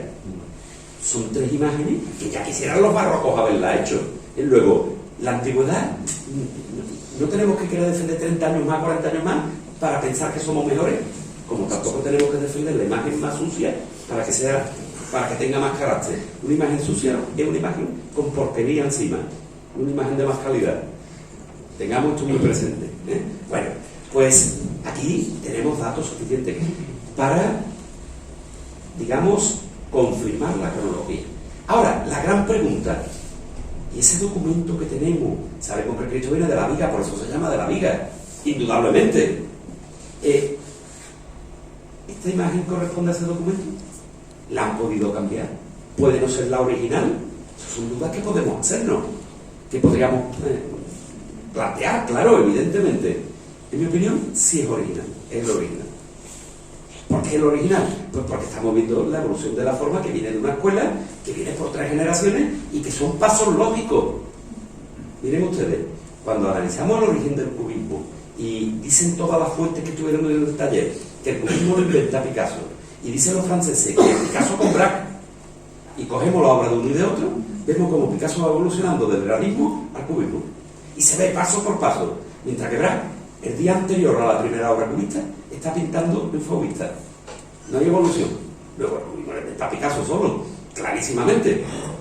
El otro se ha añadido después. Aquí no, aquí estamos viendo la evolución. Como estamos viendo la evolución, sabemos la procedencia, no hay ningún motivo para pensar que la imagen no sea la de Francisco de Heredia. Pero ahora tenemos que ver quién es Francisco de Heredia. Hombre, esta foto se ve mucho mejor. Fíjense, ¿cómo he introducido aquí? Un elemento visual tremendo. Un golpe, esto es un hacha. Un hacha, no piensen en un hacha plana de la leña, no, es una hachuela de taller que tiene una forma curva, que las hay más circulares y las hay semicirculares. Esto es una semihachuela con la que le ha dado y lo ha dejado visible. Eso, por ejemplo, un italiano jamás. Un italiano es proporción, medida, sentido del orden. Una hachuela visible en un italiano, ni de broma. Un flamenco sí. Luego la pregunta es, ¿quién es Francisco de Heredia? Perdón, eso no nos lo han dejado muy claro. ¿Quién es Francisco de Heredia? ¿Tiene algo que ver con Pedro de Heredia, escultor de la misma cronología? ¿Y quién es Pedro de Heredia? Pedro de Heredia se ha dicho que era hijo de Guillem Ferran, uno de los primeros escultores identificados, de procedencia francesa también, como Nicolás de León, por ejemplo, que trabaja en el crucificado de Gonfalón de la iglesia de la Magdalena de Sevilla. Se ha dicho que puede ser hijo de él, pero también Jesús Palomero Páramo lo ha identificado como hijo, esto es importante, como hijo de Jorge Fernández el Alemán. Cuidado, Pedro de Heredia, hijo de Jorge Fernández el Alemán. Si ese dato resulta ser cierto, mientras haya 2 teorías, nuestra obligación es tener en cuenta las 2. Por favor, un historiador nunca puede rechazar las teorías que no le gusten, las tiene que tener en cuenta todas. El que rechace la teoría que no le guste, lo está manipulando a usted, porque lo está llevando a donde él quiere. La teoría hay que ponerla encima de la mesa todas, y si se basan en documentos reales, mucho más, evidentemente. Y con eso después podemos argumentar y plantear la hipótesis que queramos. Ahora bien, obviar a los expertos es una falta de respeto que no se puede consentir, y menos a gente ajena a la profesión, a gente que no sean historiadores. Es que un historiador no lo va a hacer, claro, lo va a tener en cuenta. Luego, si hay dos identificaciones, nuestra obligación es tenerla en cuenta las dos. Ahora bien, si fuese Pedro de Heredia, discípulo de Jorge Fernández el Alemán, y Francisco de Heredia tuviese algo que ver con él, lo tenemos identificado plenamente en la escuela, cosa que ya nos dice la imagen, puesto que la imagen es el resultado evolutivo de los crucificados que hemos visto antes. ¿Se dan cuenta que encaja todo?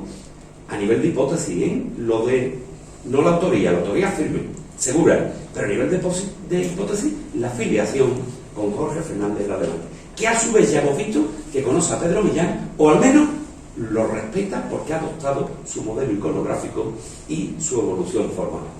Luego, en consecuencia, el crucificado de la Viga de Jerez es una imagen que culmina una línea evolutiva que va a suponer el máximo nivel de expresión de esa cultura de procedencia tardogótica, pero que ha dejado el gótico estilísticamente atrás y se ha adentrado en un realismo patético. Lo digo patético, quiero decir, encaminado a representar la muerte de un modo cruento, cruel, directo, que impacte. Francisco de Heredia no está pretendiendo representar a Dios en la cruz, como van a ser los escultores de la siguiente generación.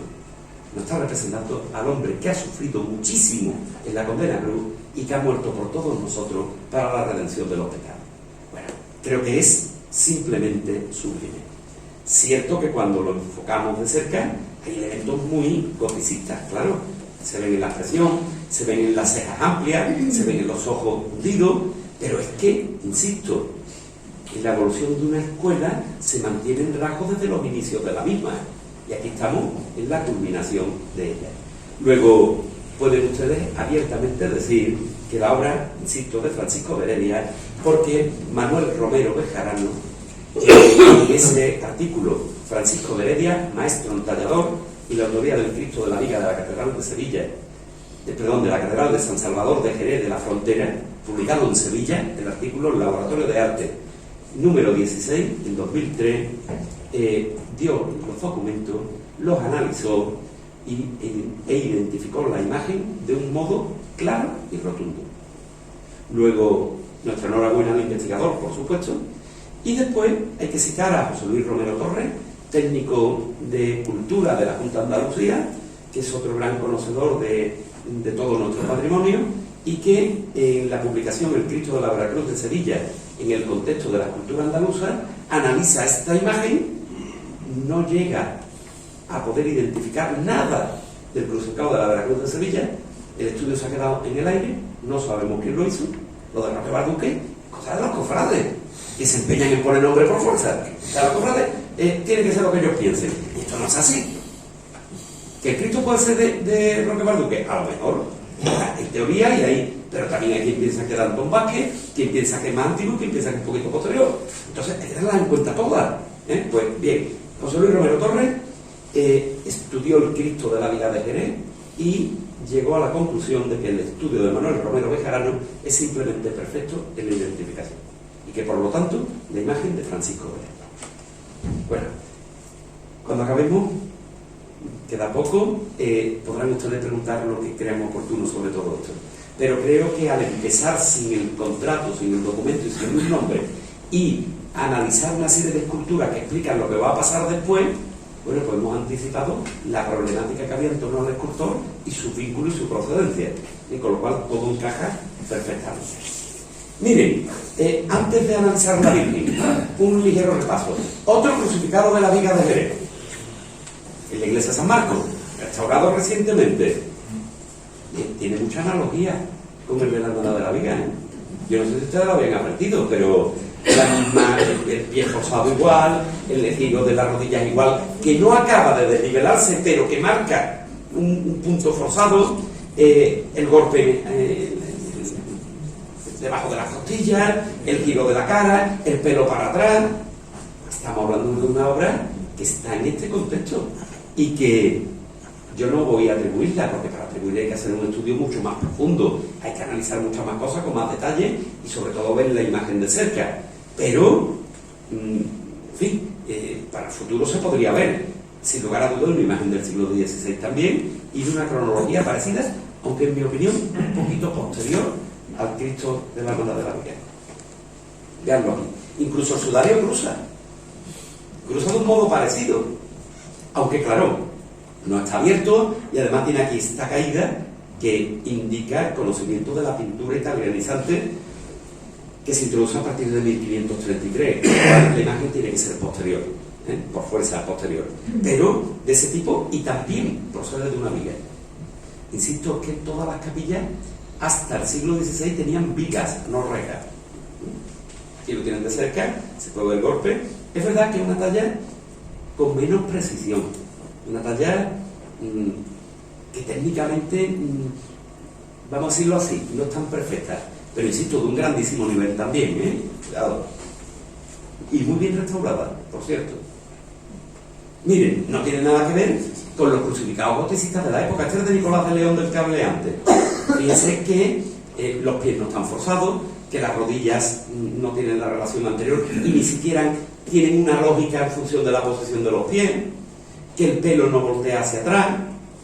Miren este de Francisco Ortiz, el crucificado de la Veracruz de Carmona, tiene los brazos paralelos, pero vean la distorsión que tiene en el hombro izquierdo la imagen, es decir, tiene una luxación brutal, que está representando una lucha viva, es decir, de alguien vivo, porque un muerto se tiene que caer, y cuando se deshidrata, ya no, la luxación desaparece. No que desaparezca, es que como ya no tiene daño, lo que es el acartonamiento de la pérdida, no es esto. Luego, 1549, claro, una época posterior. Luego, las cronologías van encajando perfectamente y lo tienen ya restaurado.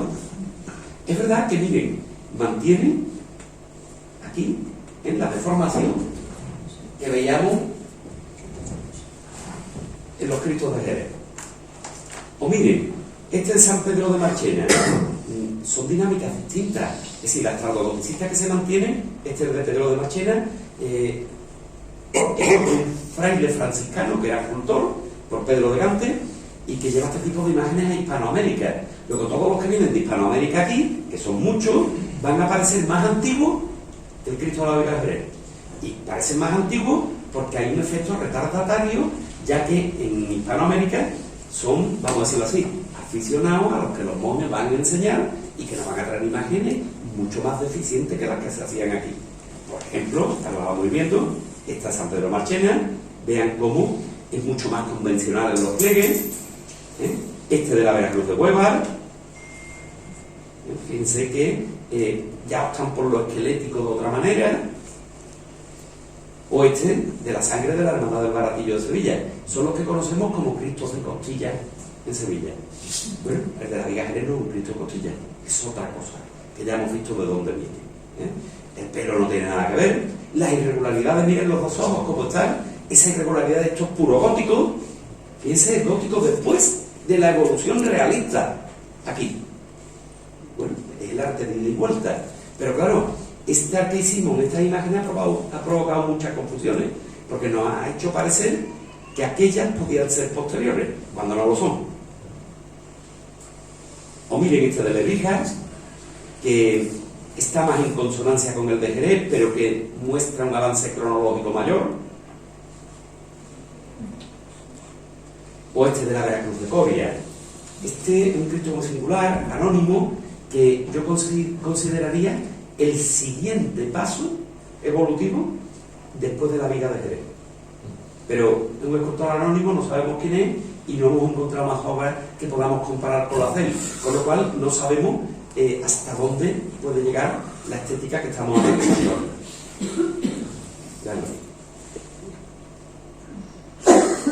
Bueno, en definitiva, como ya pueden ver, una imagen crucial, una imagen que va a marcar el punto de inflexión del paso de esa escuela Pedro Millán, Jorge Fernández el alemán, una escuela con raíces francesas y raíces alemanas, el paso a la escuela castellana viene inmediatamente después de 1557. Y así nos vamos a la Virgen del Socorro.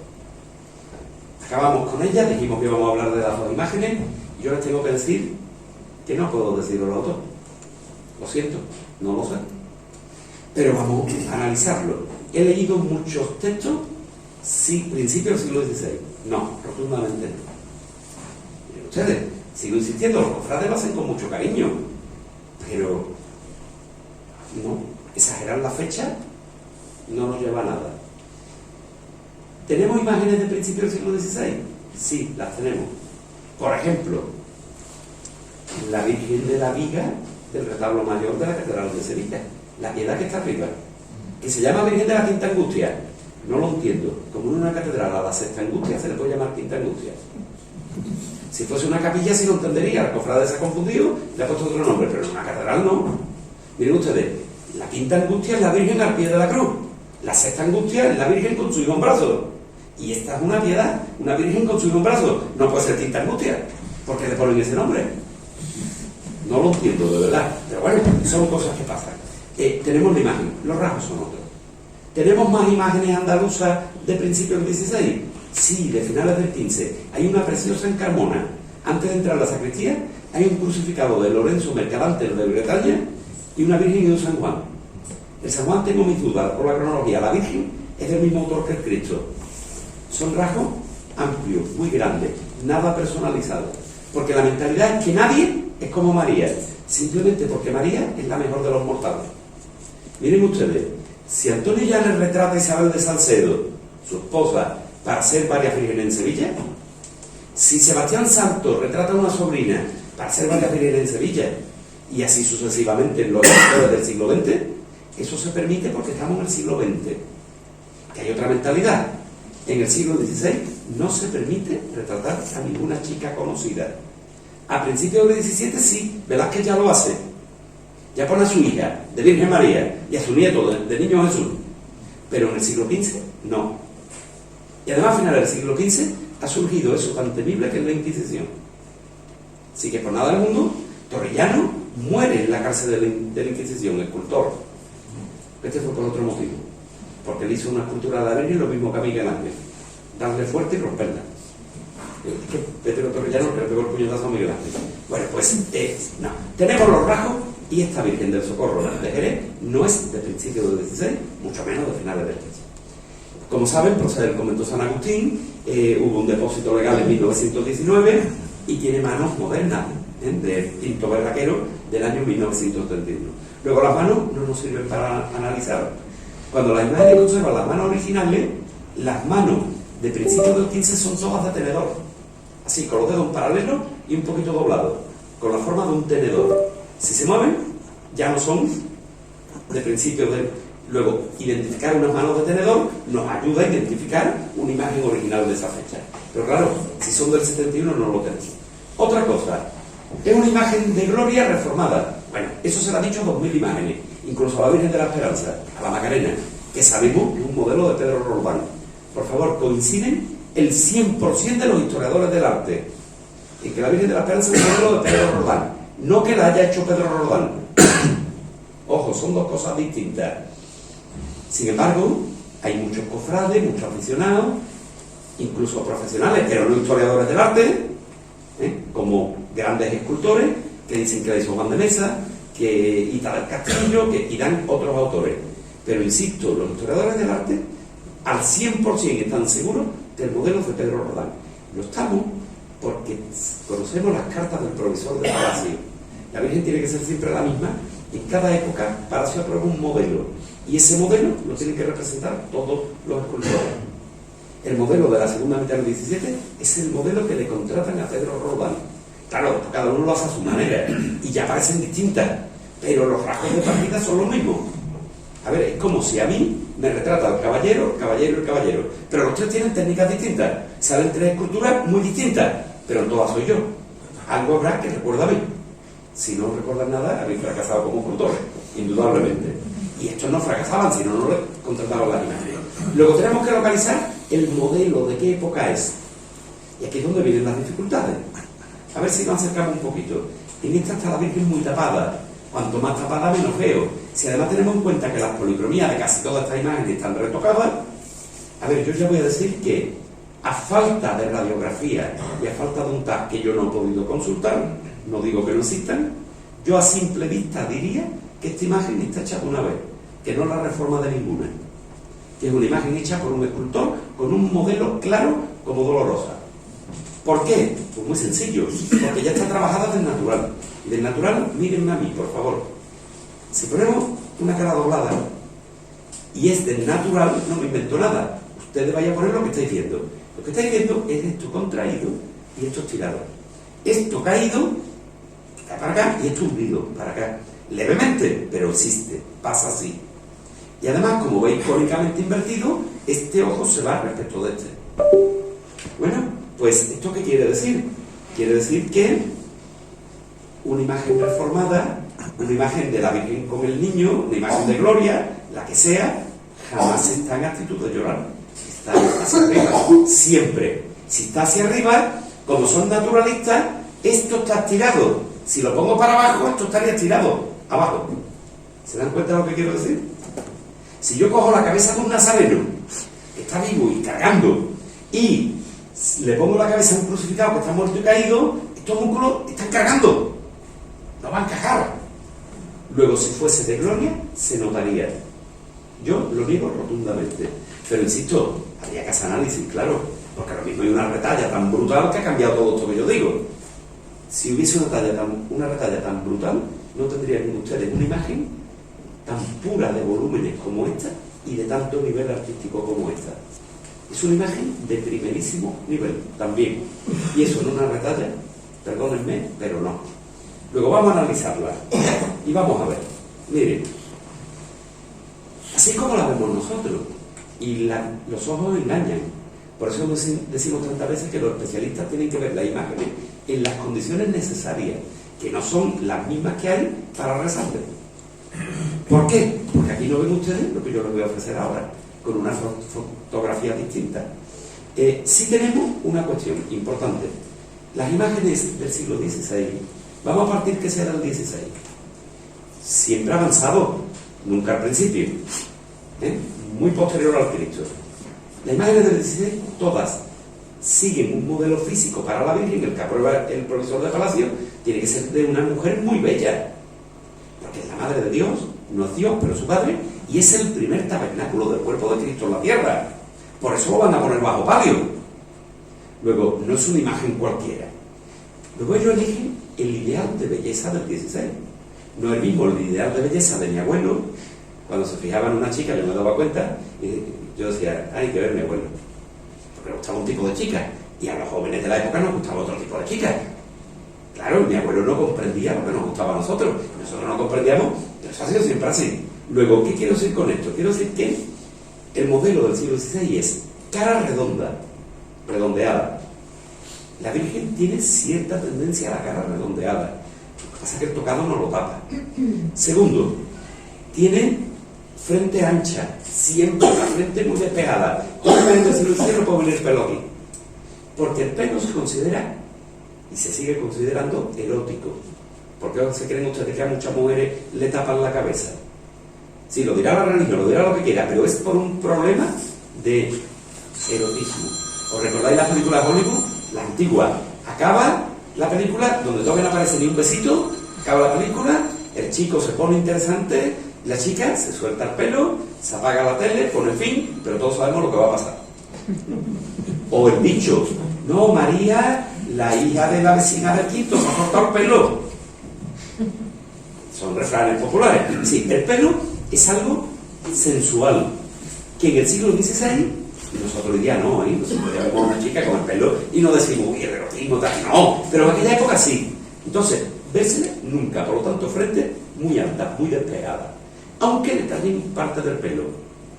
Después, los ojos tienen que ser más bien grandecitos, la boca pequeña, generalmente casi cerrada. Esta Virgen cumple todos esos requisitos. Eso sí, tiene los ojos retocados. Y los ojos no los puedo analizar. Porque, como todas las vírgenes antiguas en Andalucía, no son ya los originales. Si cambiamos la pintura, si ponemos ojos de cristal, ya no lo puedo analizar, ya es otra época. Luego, sí, hay motivos para pensar que sea de muy avanzado el siglo XVI. Ahora bien, tiene connotaciones naturalistas que o bien nos llevarían a retrasar un poquito la cronología, como pasa con la Virgen de la Victoria de la Hermandad de la Cigarrera de Sevilla, que no es de Juan de Mesa, de ninguna manera. Eso nos llevaría a 1600, 1610. O también podría ser un escultor que ya vaya avanzando esos rasgos desde 1585 o 90. Antes no puede ser esta Virgen, por lo que vemos morfológicamente.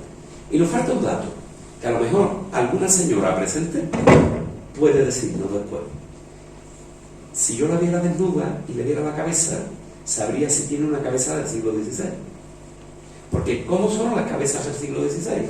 Pues no son como las de las vírgenes modernas. Porque las vírgenes modernas llevan un pollero, y como llevan un pollero que no existía en el siglo XVI, el pollero recoge el peso.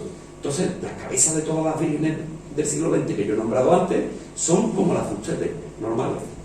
Además son muy bonitas, con su moñito recogido o con su velo alguna, son una preciosidad. Se pueden, de hecho hay fotos, de dos de las que he nombrado hay fotos que se ve el busto completo sin la ropa habitual de una virgen, y son una auténtica preciosidad, dos mujeres cualquiera llorando. Ahora bien, las del 17, la corona va a la cabeza, el manto va a la cabeza, y por lo tanto la cabeza tiene que tener fuerza para recoger el peso que viene. Por lo tanto tienen lo que llamamos cabeza de bombilla. Para que ustedes se hagan una idea, y con todo el respeto, por favor, que nadie se ofenda, pero son términos de largo artístico, términos de taller. Tiene la Virgen antigua la cabeza como ET, es decir, la amargura, la Macarena, la estrella, aquí se abren, se ensanchan, como ET, porque tienen que tener base para soportar todo ese peso. Entonces yo no sé cómo la tiene esta Virgen. Algunos de ustedes sí. Si la tiene así, tenemos un elemento crucial para reafirmar la cronología que estamos hablando, de finales del siglo XVI. Si no la tiene así, nos tenemos que ir por la belleza de la imagen, pues ya a finales del XVIII o al siglo XIX. Yo creo que es del XVI, pero hay que comprobar ese dato. Y ahora miren, por favor, importantísimo, bellísima. La estructura es tan sólida que quien vea esta imagen va a decirnos que estamos después de Juan de Astorga, en el XIX. Es decir, esto nos desconcierta, porque si estoy diciendo finales del XVI, ¿cómo puedo decir que ahora hay datos del XIX? Es que las imágenes solo tenemos la cara, tenemos muy poco, y cambian tanto según las vemos. Pero miren, esta foto es extraordinaria, esta es una foto técnica, esta no es una foto de las que se venden. Bueno, sigo diciendo que aquí se ven muy bien, aunque ahí se ven mal, son por la bombilla, claro. Pero lo que yo quiero que vean, por favor, ¿se dan cuenta que la nariz está desviada del eje? Que la nariz el eje vertical está doblado y está desviado del eje horizontal, que son los ojos, pero sobre todo de la boca. ¿Lo ven? Esos son recursos barrocos avanzados. Y eso ya nos desconcierta del todo. Así trabaja Pedro Roldán y así trabaja Ignacio López. Yo sé que a ustedes eso les causaría un gran disgusto, porque la tienen como la Virgen más antigua de Jerez. Yo ya he dicho que me parece de finales del 16, pero esto que estamos viendo aquí es un dato objetivo. A mí nadie me puede decir que esa desviación de los ejes no existe. Y ahora yo les pido a ustedes, ¿me dan una sola imagen del 16 que tenga esas desviaciones? Porque no las hay. Estamos hablando de datos objetivos, no opiniones. ¿Qué pasa? ¿Qué hacemos? Bueno, pues tenemos un problema, por eso les he dicho que no lo sé, que habría que verla bien. A ver, Virgen del Rosario, Montesión, Sevilla, ¿estamos seguros que es del siglo XVI? Ya no estamos tan seguros si es la más antigua o la Soledad, puesto que en la Soledad hay gente que defiende 1595, 1610, ya como Velardi, pero hay gente que defiende 1560-65. La Virgen del Rosario de Montesión, hay quien defiende Círculo de Andrés Ocampo, 1590-92, pero quien defiende 1568, y por lo tanto pasaría al círculo de Miguel Adán o incluso de Juan Bautista Vázquez Viejo y Jerónimo Hernández. Bueno, ahí hay muchas dudas y hay opiniones técnicas muy enfrentadas. Lo que está claro es que es del 16. Cara redonda, botita chica, frente ancha, todo del 16. Y tiene un golpe de bubi aquí, tipo, claramente, José Montes de Oca. Y tiene los ojos abiertos aquí abajo, claramente tipo círculo avanzado de Pedro Roldán. Luego, son añadidos que han hecho sobre el original del 16. Puede ser un añadido aquí. Es decir, una retalla. A mí no me lo parece, yo creo que esto está tallado una vez. Pero, ¿vendrá de aquí la leyenda de que una imagen de Gloria reformada? ¿Le hacemos la radiografía y vemos si hay dos partes? Puesto que si hay dos partes, no sería una leyenda, sería cierto que una imagen reformada, y eso explicaría la desviación de los ejes. Pero ¿se dan cuenta de mi problema? Un historiador del arte, alguien que quiera trabajar con elementos científicos, tiene que hacerlo con datos objetivos. Nunca con fuentes indirectas, ni con alguien me dijo que no. Y yo, ahora mismo, los datos objetivos que tengo, pues tengo un río formado. Porque tengo elementos de dos épocas, y lo único que puedo afirmar es que la Virgen del Socorro de Jerez es una belleza excepcional. Que es una Virgen, es una de las grandes de la era moderna. Y que es una Virgen, no digo que no desentonaría, sino que destacaría en cualquier Semana Santa española. O sea, una imagen excepcional. Pero no puedo decir otra cosa de momento. Ya me gustaría a mí tener más información. Y también puedo decir, eso sí, que el crucificado de la Virgen de Jerez es una obra maestra de una época determinada de la escultura, de un momento no de transición, sino previo a la formación de las escuelas andaluzas, cuando todavía las bases cristianas que están rezando sin imágenes, por una tradición de más de 6 siglos rezando sin imágenes, están empezando a recibir las primeras representaciones de Cristo y le están poniendo delante no la idea de Cristo divinizado, no el renacimiento neoplatónico cristianizado que veremos con Martínez Montañés y los escultores barrocos, sino la cruda realidad de la muerte de Cristo en la cruz, del motivo del padecimiento para la redención de nuestros pecados. Es decir, tenemos una imagen importantísima de la etapa primeriza del desarrollo de las imágenes en el cristianismo andaluz. Muchísimas gracias.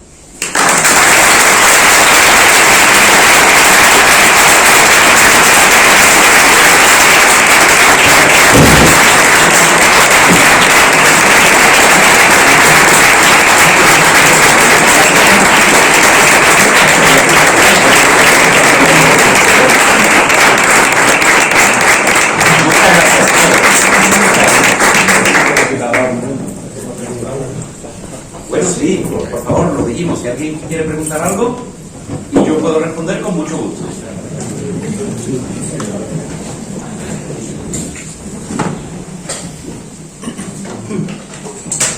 Adelante. Buenas tardes, Andrés. En primer lugar, muchísimas gracias por su intervención. A mí, con hermano de la Viga, me enorgullece que un hombre de su categoría, bueno, pues venga a hablar de nuestras imágenes y demás. Respecto a lo que es el Cristo, hay una cosa que a mí siempre me ha chirriado, que por cierto aprovecho para decirle que también soy historiador, evidentemente no llego a su nivel, espero algún día poder llegar. Lo que pasa es que siempre investigando acerca del Cristo había una cosa que me chirriaba un poco, sobre todo en relación al artículo de 2003 de Manolo Romero, un artículo fantástico que ha arrojado muchísima luz a la hermandad sobre la autoridad del Cristo y su cronología. Lo que pasa es que para los que hemos crecido en torno a la catedral y conocemos bien el barrio, pues claro, identificamos que la antigua colegial, la casa primigenia del Cristo de la Vida, era un edificio de unas características muy diferentes al templo actual. Sabemos por un grabado del siglo XVI, Johannes del Vigaerde, era una persona a sueldo por el rey Felipe II, que lo manda por la corona de Castilla para pintar diferentes ciudades de su dominio, y claro, cuando representa Jerez, representa la antigua colegial adosada a la torre campanario. Por eso sabemos que el edificio que está adosado a la torre campanario puede ser los restos de la antigua colegial. Claro, y la envergadura de ese edificio siempre me ha parecido como demasiado pequeña. Entonces, ¿cómo puede ser que el Cristo de la Viga, que según esta investigación estaba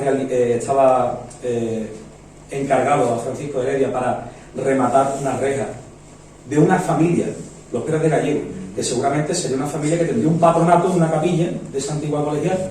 Claro, la envergadura de esa capilla sería quizá no mucho, teniendo en cuenta esas características que hemos grabado, no mucho más alta que este edificio propiamente. ¿Cómo se puede justificar eso de esa manera, sabiendo que quizás sería el presbiterio donde tendría que estar Cristo de la Viga? Sí, a ver, es muy evidente que la primitiva colegial no es esta. Es un edificio construido bastante tiempo después, un edificio barroco, avanzado, por cierto, de una gran potencia física y de unas características que tienen por fuerza que ser muy superiores a la primitiva colegial. Pero la primitiva colegial tiene que tener unas características importantes, espaciales también. Por ejemplo, la de Sevilla o la de Carmona se hicieron se instalaron en un edificio islámico. Tiene su explicación, ya está hecho. El rey Fernando III tiene que inaugurar catedrales, porque es la mentalidad cristiana, pero tiene que aprovechar los edificios que están hechos, puesto que una catedral tarda mucho tiempo en hacerse, y una colegial igual, entonces utilizan los edificios principales. Bueno, la propia catedral de Sevilla. Esas naves de Sevilla eran mucho más bajas, indudablemente, y edificios mucho más horizontales, pues eran edificios que persistían. Pero también es cierto, y lo vemos en la mezquita de Córdoba, en las partes cristianas insertas, no se vayan ustedes a la catedral nueva, en Córdoba, es decir, al edificio de Hernán III, váyanse a la catedral cristiana primitiva, que está entre las naves de Abderramán II y Al-Hakim. Se va allí que cruza, esa es la primitiva, y justo rematándola hacen la que llaman Capilla del Cristo de la Luz, que es mucho más alta. Es decir, que aunque se instalen en las antiguas mezquitas, siempre hacen una obra menor, que es ampliar una gran capilla, porque el cuerpo de Cristo tiene que estar en un lugar destacado. Y evidentemente en los edificios islámicos no hay cuerpo de Cristo. Claro, conforme van pasando los siglos, ya saben ustedes que en principio no se puede enterrar nadie dentro de la iglesia, y que esto va para una capilla de una familia, que es dentro de la iglesia. Primero se entierran fuera, después pasan a estar pegados a las puertas. De ahí los pórticos de la iglesia de repoblación, que antes llamábamos mozárabes, ahora sabemos que no somos árabes, son de repoblación. Después pasan dentro. Cuando pasan dentro ya esta época, final del siglo XV, principio del XVI, sí, pasan dentro con el humanismo. Claro, esto lleva a reforma, y ya reforma sin prisa. Prisa tiene Fernando III. 200 años después no hay prisa. Una familia empieza a constituirse su capilla funeraria y tarda lo que tenga que tardar. Es porque el muerto no se construye nada. Normalmente, claro.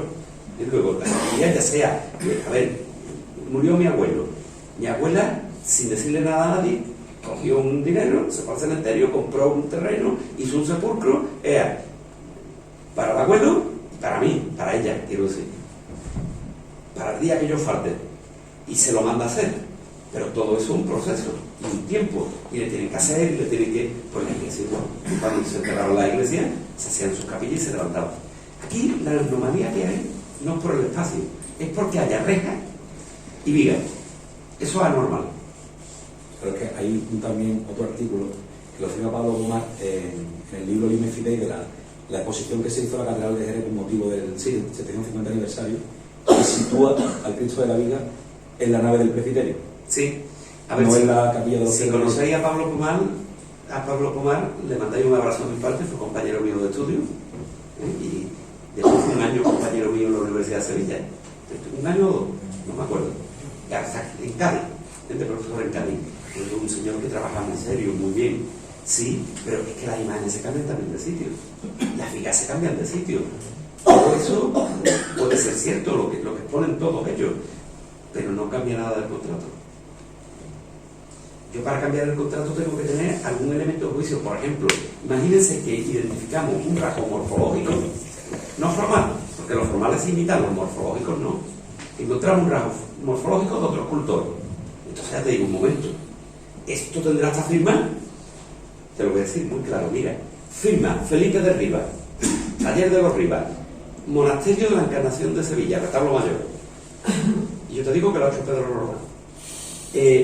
Retablo de San Leandro en el convento San Leandro de Sevilla, firmado los Rivas. Y yo te digo que lo ha hecho todas las esculturas, no retablos, las esculturas, Pedro Roldán. Y Felipe de Rivas y Francisco de Dionisio de Rivas, retablo mayor de la iglesia de San Lorenzo, con Martínez Montañés, la arquitectura. Y yo te digo que el crucificado es Pedro Roldán también, el documento, pero están los rasgos morfológicos de él. Y Pedro Roldán, cuando llega a Sevilla, no puede trabajar, porque ha pasado el examen de maestro escultor en Granada. Por lo tanto, no tiene licencia para abrir tiendas. Hasta que no consigue la licencia, trabaja en el taller de Felipe de Rivas, que ha fallecido, y su hermano es ensablador, no es escultor, y le hace las esculturas a Pedro Roldán al contrato que ya está firmado. Pero claro, lo identificó porque tengo un rasgo morfológico, pero es que aquí no los tenemos. Es que Pedro de Heredia está sin estudiar, es que Francisco de Heredia está sin estudiar, no tenemos obras de ellos para estudiarlas. Pedro de Heredia está documentado en el retablo mayor de Sevilla, de la catedral, pero no está identificado lo que ha hecho él. Y hay 5 escultores más, y el director de todo es Roque Valduque. Entonces, si no tengo, a ver, mire, si las personas que están en las 2 primeras filas me escriben un texto en 5 páginas y me firman la primera y tiramos aquí todas las hojas, yo las ordeno y le pongo a cada uno sus hojas. Porque veo las letras y veo las formas y veo la grafía. Como la primera está firmada, la misma letra que está aquí, la misma que está aquí, la misma que está aquí. Y estoy seguro que no me equivoco en ninguna. Ahora bien, si los de la tercera, cuarta y quinta fila me escriben y no ponen su nombre, hacemos lo mismo, yo vuelvo a agrupar las letras, pero no sé quién la ha hecho porque no pone el nombre. Luego yo tengo que tener una letra, un rasgo morfológico y un nombre. Y aquí no los tenemos.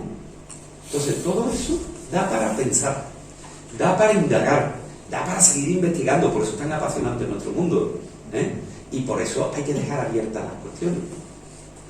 Hoy por hoy tenemos un documento que no hay motivos para descartar, y tenemos un escultor del que no sabemos nada, y que no podemos comparar con nada, y que no sabemos el parentesco o no con Pedro de Heredia, y por lo tanto no sabemos si es hijo o no de Jorge Fernández el Alemán, o de un escultor del mismo nombre que trabajaba también por aquí. Es que no lo sabemos. Y luego, cuando lo sepamos, por supuesto, todas estas aportaciones son sumamente interesantes para plantearnos interrogantes, claro. Y eso de que no eres igual, no. Claro que eres igual. Dale tiempo al tiempo. Muchas gracias, Antonio. Dale tiempo al tiempo. Muchas gracias, Antonio. ¿Alguna otra pregunta? ¿No? Bueno, pues entonces soy yo quien le da las gracias a ustedes por permitirme pasar una tarde preciosa aquí.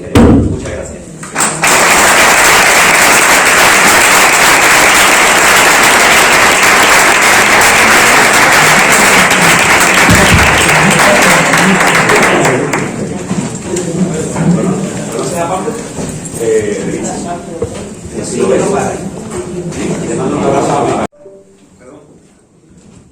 No quería que terminara el acto sin daros las gracias de verdad por haber aceptado esta invitación de esta humilde hermandad, por haber hablado también de nuestras imágenes. Nosotros seguimos pensando que son de primera, aunque algunos nos quieran poner en tercera división, nosotros somos de primera, de los cofrades, ¿no? Ese es el problema de los cofrades.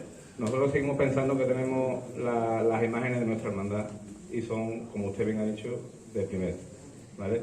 Queremos que tenga un recuerdo nuestro de nuestra hermandad y queremos que se lo dé la señora delegada, que para eso está aquí.